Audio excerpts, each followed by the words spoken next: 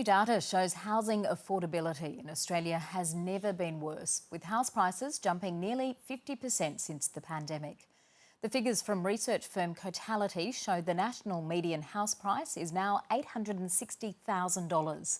On average, it takes buyers 11 years to save for a deposit, with owners spending 45% of their income on mortgage repayments. Cotality Head of Research Eliza Owen says the data illustrates the sector's structural problems. It shows that we need some more meaningful reform both on the supply and the demand side of Australia's housing market. Is the surge in Australian property prices a homegrown bubble? Chief Business Correspondent Ian Verrinder says the banking regulator APRA is alive to that idea and could soon move to protect the economy's financial stability. Ian joins me now. Hi Ian. We discuss on this program all the time whether the AI sector is in a bubble. Is Australia's housing sector? Well, I remember back in 2010, all economists were screaming that Australian housing was in a bubble. And ever since then, all we've seen is prices head to the moon. And since 2020, the pandemic, we've seen prices go up by around about 50%. So on any metric, it's more expensive now when you compare wages to the cost of borrowing or the amount that you have to borrow, the length of time it takes to save for a deposit. You know, these metrics are just way out of proportion to any kind of normal market.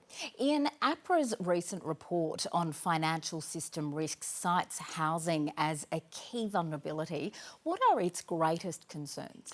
Well, I guess the fact that, firstly, the amount of debt. So we've got around about, $11 to $12 trillion worth of housing. That's a lot, that's a very expensive housing market, and that's covered by around about $2.6 trillion worth of debt. It's the biggest component of our banking system in terms of loans, the bank's assets.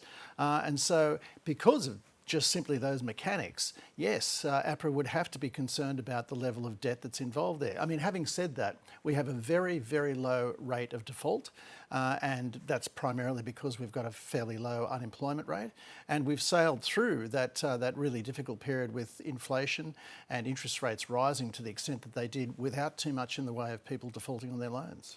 Is the regulator concerned about the bank's lending practices?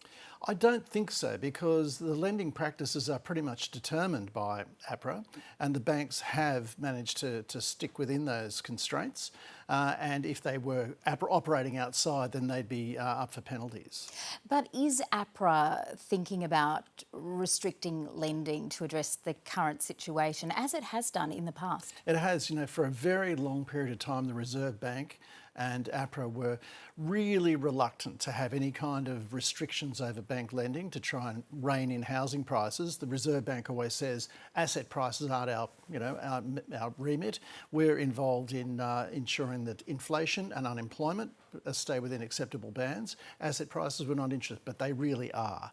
And if you're considering a rate cut, and you think that all a rate cut is going to do is boost the housing market rather than benefit the broader economy, well, yes, it's something you need to bear in mind. Now, in 2014, APRA imposed some regulations on how much banks could lend for housing. Didn't really work that well. It wasn't particularly well targeted. In 2017, it got pretty serious, and it really targeted investors. And as a result, we saw housing prices drop by around about 10% over the next couple of years until the pandemic hit. And so is that what we could see again? And if yes, how soon? I think so, because if you look at the lending patterns at the moment, it's investor lending that is really taking off. That is crowding out first home buyers. So for all the talk about housing affordability and first home buyers from our politicians, there's not a lot of action happening on that front. And it's the regulator, APRA, that is probably going to restrict lending to investors. That will see them back out of the market, and you will then see that slack taken up by first home buyers. A trickier question to finish. Would any cooling of the growth in house prices lead to more opportunity for the Reserve Bank to ease interest rates? I think it'd be a major concern for them. I'll put it this way. If you look at it from the other direction, I think a major concern for them would be, if we cut rates, is this only going to fuel the housing price boom?